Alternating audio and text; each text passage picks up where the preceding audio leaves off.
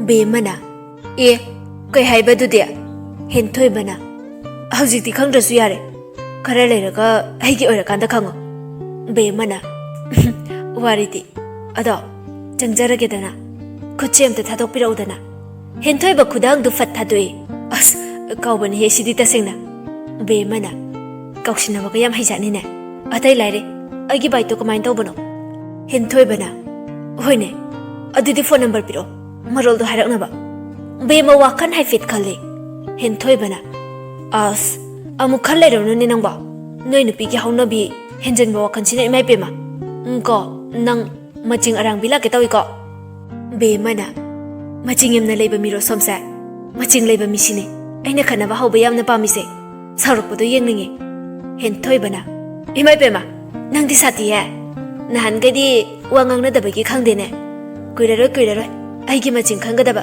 ado number piraudana thengjuba matamse hairaga michi khachali Bemana masaksiga hairaga magi phone du pocket tagi lawthoaga log hangi Henthoiba fatlami aduga phone du da kari no iri Bemana aya piro phone do haiduna lami aduba mangondagi wangba henbana lamba phangdri Henthoiba loireduna si ordi yare nasana wangje kana khalamni ne yes ai asu amna wangbasida fan ga chongkhalaga lamaktana baby lai chelembi Bemana ai chale haiduna magi phone du lauraga chetkre Henthoiba mana chetkiba maikai dabu yengjawi Bema khara changchan naraga yum amada changjanai aduga Henthoiba chatkrabra haiduna ahoba amadagi tumina yengjarai Henthoiba su Bema changkiba getu khangladuna masu mayumda hankhre Bema Henthoiba chatkibaga ngaihak leiraga thurai aduga sia aisi apangba pangeyaba nupi dawnaga uba chalo mawa buklaude aina hairaga magi leifam dudi mana Henthoiba da taiba lambi duga pura opposite haibadu oire khara di lapi bani makongna gam prap thuna yangna yumtana laami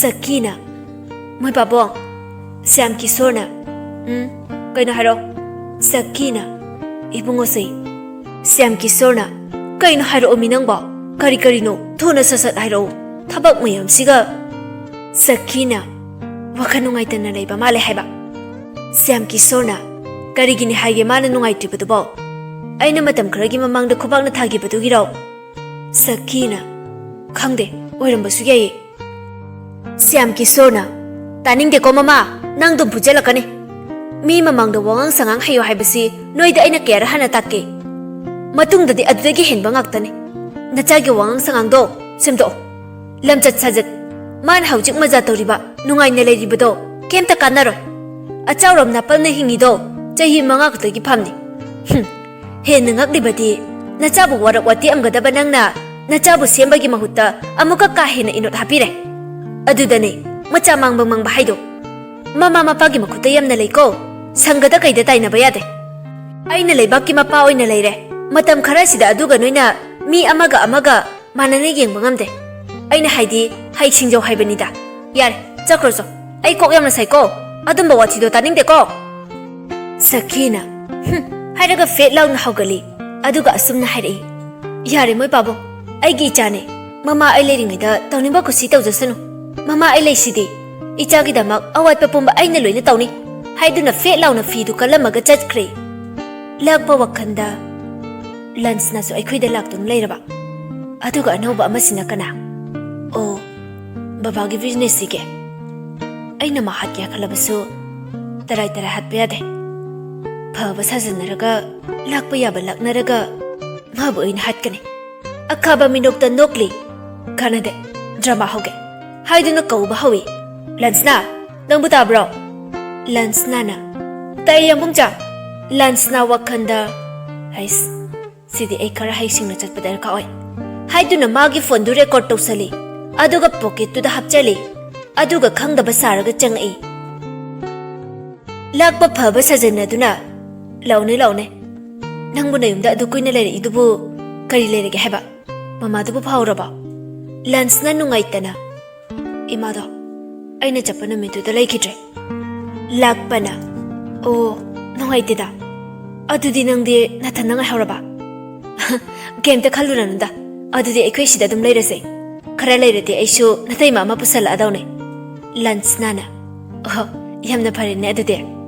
Lakpana. Hoine. Ado nangdi aikhoi sida dum leira dawni ko. Hayeng waibo. Nangse aina inawni khalabani ko. Lunch nana. Oyambung cha. Lakpana. Phare. Nathau daw zoruro. Lunch na hoi haiduna kadagi tholaktuna chatkre. Lakpana.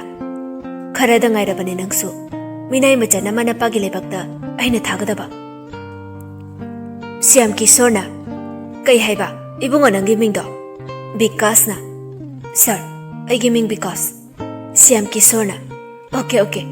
Nangna sigi line sida sanga ibase maram hairo. Vikas na. Yani sir. Ai dum haijege. Aina asu phatraba samaski yeknaba oiriba business se. Aina yamna pamna changa ibagi maramdi sir. Aidi yamna lairaba machane. Hajik matam sidadi lairi khara u haurabasu sarkagi thabakti tawba ngamde. Aduga nomagi kusuman sinadi mihoina hingba ngamde da. Masigida makni sir. Siam Kisorna. Oh, phare. Adudi nangna sana yana janglaklabani na aikhoi party orabani. Aduga nangi talentsu nongmadon. Aduga nangi talentsu nongmagi lairakani haiba. Aina khangi.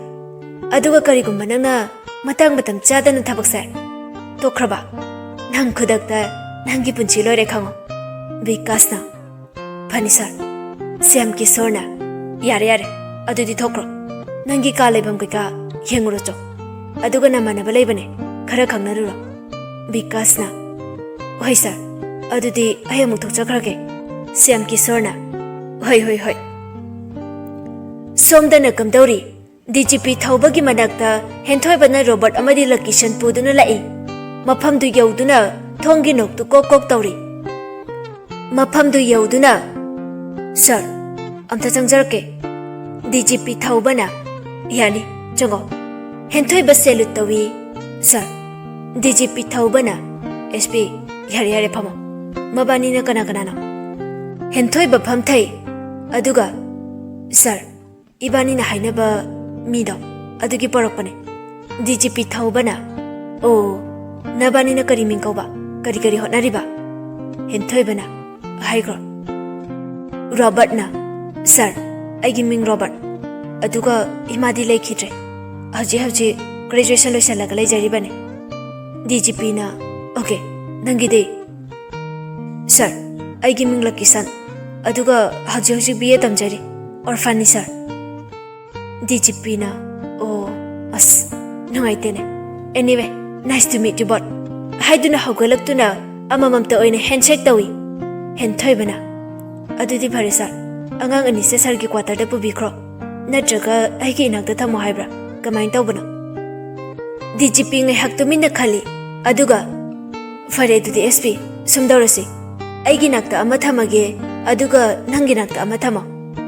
Henthoi ba mana khalambaga chap manana hairakpatuda haifet minok ama tamduna. Okay sir. Aduna pharani. Adudi sir. Ayamu chakrage. Haiduna hawgalaktuna salute tawduna chatke tawi. Aduga amu hanjalai. Kawine aide. Lakisan. Nang aigi nakta oina lairase ko. Ado sir. Aigi inaw nupa makni khanjari bane. Aidi animakse. Sir gi nakta lairasu phajana luna tawbiyo. Sidi aigi request ne. DGP na. Okay. Ai phanaba tawge ne. Henthoi bana. Adudi Robert. Nang phajana sir ga laimina horko. Robert nungaitana. Yes sir. Lakisan na. Bye. Phajana lai horko. Chalage mo. Haiduna lengo nei. Henthoi bana. Haima. Noini sidi. Lao chase. Haiduna mabani su amuk chatkre.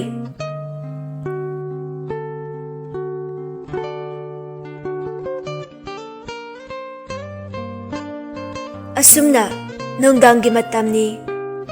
Bemanga sai henthoi bagi matawdo ningjing mathanta nokchari. Tanjaduda leisiga sinthaga su halai. Tominna maninglomdagi danglauna khangali. Bema khangprek khangi. Kaino he ingjabi ani sidi. Leisina. Kaino aikoi baby singa sidi khangida. Kanagi wakhandano ha. Sinthana jingnadaba ngamde ko. Bemana yamdaning de kona bania.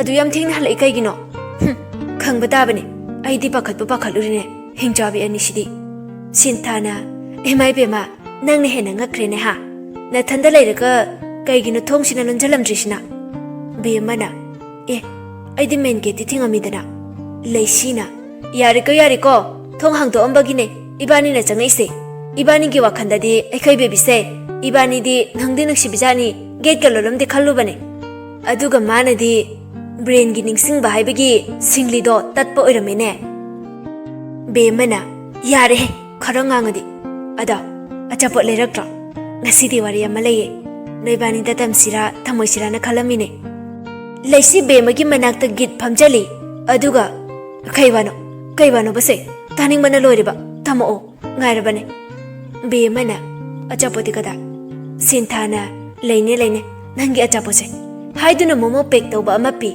be mana ye si khaktaro aidi chicken wings aning hairaga Sinthana trang khaidau yauroi doino aikhoi baby gibu be mana aduneba nuksibana nabani se haiduna achapot pek tu mafam chana thamduna amamam to oina konjali leishina is achapot charamdagi magi kadarse Sinthana adubudi kaino adu bema nangi namingse nanga pura contrast ale haidi nangi mingse ko khara mina tabada yek lawbo oina karum gadabane be makai migi ing tapa nupida kaudau mingni nangna oirisidi pura gundane maching makne lamhuiga chamani yisingbasu kadar madardagi pura haijale lamhui haisin aina haise chap charbani be ma achapotu chana othon biro minga se ima ipana nuksina thonbi ba mingse noina amu onthok biro leisina